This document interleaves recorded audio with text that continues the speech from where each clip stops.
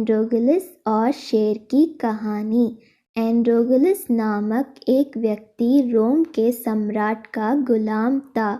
एक दिन वह स्वयं पर होने वाले जुल्मों में से तंग आकर महल से भाग गया और जंगल में जाकर छुप गया। जंगल में उसका सामना एक शेर से हुआ जो घायल अवस्था में था और बार बार अपना पंजा उठा रहा था। पहले तो एंड्रोगलस डरा, लेकिन फिर सहृदयता दिखाते हुए वह शेर के पास गया। शेर के पंजे में कांटा छुपा हुआ था। उसने कांटा निकाला और कुछ दिनों तक घायल शेर की देखभाल की। एंड्रोगलस की देखभाल से शेर ठीक हो गया। आबार में वह एंड्रोगलस का हाथ चाटने लगा, फिर चुपचाप अपनी गुफा में चला गया। इधर सम्राट के सैनिक एंड्रोगलस को ढूंढ रहे थे। आखिर एक दिन वह पकड़ा गया। उसे सम्राट के सामने पेशा किया गया। सम्राट बहुत नाराज था। उसने एंड्रोगलस को भूखे शेरों की सामने फेंक देने का आदेश दिया।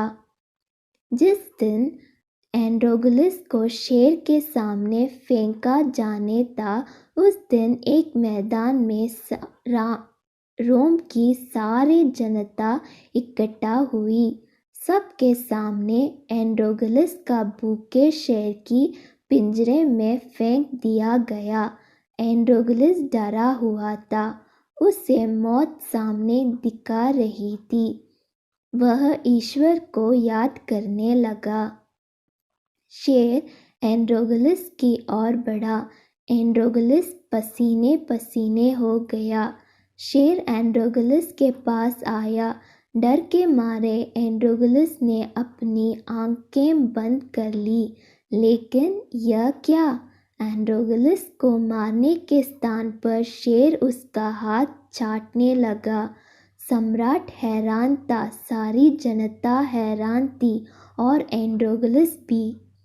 अर्थात एंड्रोगलस समझ गया कि वो ना हो, ये वही शेर है जिसकी घायल अवस्था में उसने देखभाल की थी।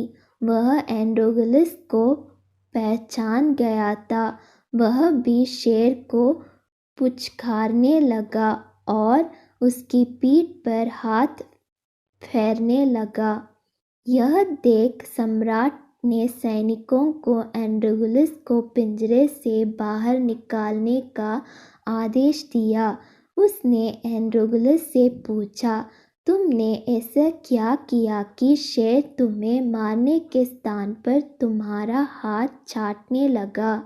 एंड्रोगलस ने उससे जंगल की घटना सुना दी और बोला, महाराज, जब शेर घायल था तब मैंने कुछ दिनों तक ही उसकी देखभाल की थी। इस उपकार के कारण इसने मुझे नहीं मारा, लेकिन आपकी सेवा तो मैंने बरसों की है। इसके बावजूद आप मेरे जान ले रहे हैं।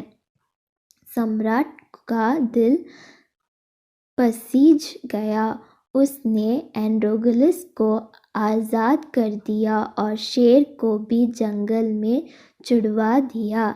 सीख: सबके प्रति सहृदयता का भाव रखो, फिर चाहे वो मनुष्य हो या पशु।